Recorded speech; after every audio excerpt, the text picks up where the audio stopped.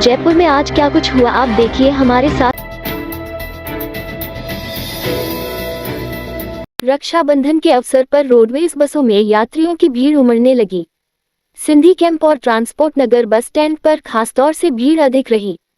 Transport नगर bus stand से भरतपुर, दौसा, करौली, धौलपुर, मथुरा, हिंडौन और बयाना जाने वालों की संख्या सबसे ज्यादा है।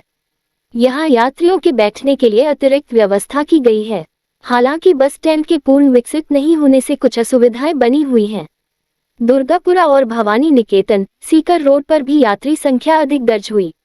यात्रियों की बढ़ती मांग को देखते हुए रोडवेज प्रशासन अतिरिक्त बसें भी संचालित कर रहा है। इसी प्रकार जयपुर रेलवे जंक्शन पर यात्रियों की भारी भीड़ दिखाई दी।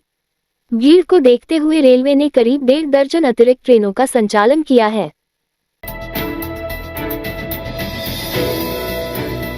पूर्व मुख्यमंत्री अशोक गहलोत ने राहुल गांधी के चुनाव आयोग को लेकर दिए बयानों का समर्थन करते हुए केंद्र सरकार पर हमला किया है। अपने आवास पर मीडिया से बात चुनाव आयोग पर सवाल पर गहलोत ने आरोप लगाया कि राजस्थान सहित 4 राज्यों में चुनाव आयोग की वेबसाइट बंद रही, जिसे उन्होंने लोकतंत्र के लिए खतरा बताया। उन्होंने कहा कि चुनाव आयोग पर डेमोक्रेसी का भविष्य टिका हुआ है और इस तरह की घटनाएं लोकतांत्रिक प्रक्रिया पर सवाल उठाती हैं।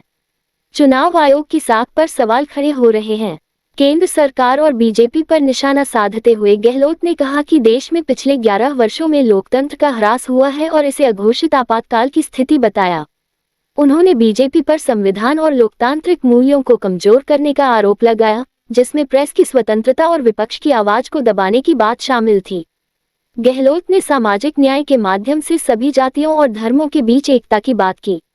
उन्होंने ये भी कहा कि कांग्रेस हिंदी के पक्ष में है, लेकिन अंग्रेजी एक अंतर्राष्ट्रीय भाषा है जो युवाओं के लिए नए अवसर खोलती है।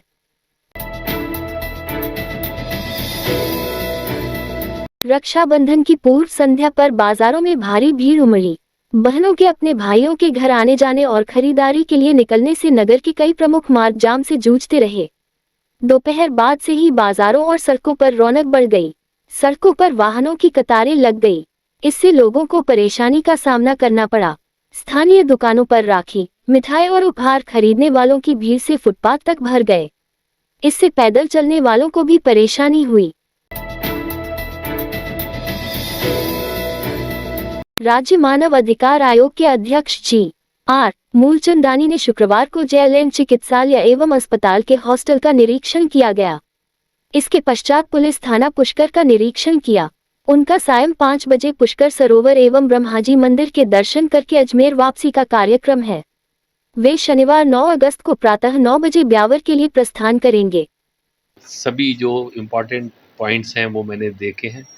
थोड़ी इस समय बरसात की जो है वो सीम है, वो समस्याएं हैं। बाकी जो है वो पीडब्ल्यूडी के एक्शन से भी हमारी सिविल एंड इलेक्ट्रिकल दोनों से बात हुई, तो ये मानवीय मूल्य या जो रोगियों से संबंधित सुविधाओं के लिए जो भी उचित व्यवस्था हुई है उसके लिए हमने उनको निर्देशित भी किया है और समस्याओं को जाना भी है। अपने स्तर से आगे देखेंगे, कोई समस्या होगी उसका जरूर निदान करना।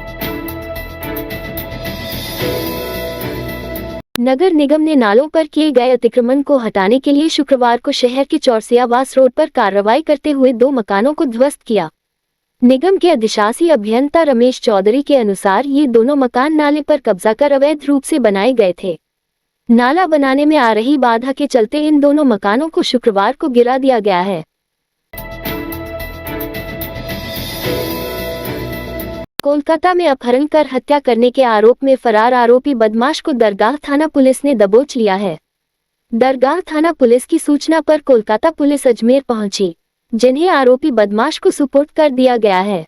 दरगाह थाना सीओ लक्ष्मण राम ने मामले की जानकारी देते हुए बताया कि कोलकाता पुलिस से अजमेर रेंज के आईजी राजेंद्र सिंह को सूचना मिली थी कि कोलकाता के रविंद्र नगर थाने में अपहरण कर हत्या करने के दर्ज मुकदमे का फरार आरोपी अजमेर में होने की संभावना है।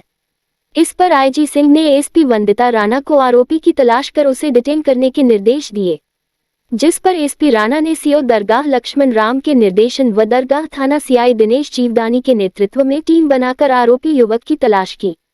उसके संबंध में तकनीकी साक्ष्य जुटाए गए। उसके आधार पर पुलिस टीम ने आरोपी को दरगाह क्षेत्र से दबोच लिया। आरोपी बदमाश पांचूरगाजी काडा पोस्ट बिधनगढ़ थाना रविंद्र नगर कोलकाता निवासी हसन उल हक गाजी 35 पुत्र अताउल हक गाजी है। आरोपी हसन हसन से कोलकाता पुलिस हत्या के मामले में गहनता से पूछताछ करने में जुट गई है।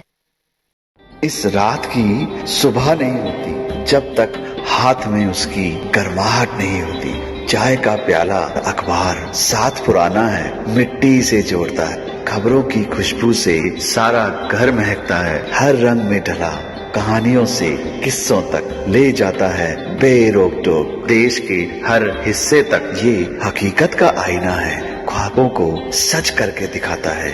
दैनिक नवज्योति, आपके लिए, आपके साथ। ये थे आज के मुख्य समाचार। विस्तार से जानने के लिए पढ़ते रहिए दैनिक नवज्योति। दैनिक नवज्योति के YouTube चैनल को सब्सक्राइब करें और ताज़ा अपडेट के लिए बेल आइकॉन दबाएं।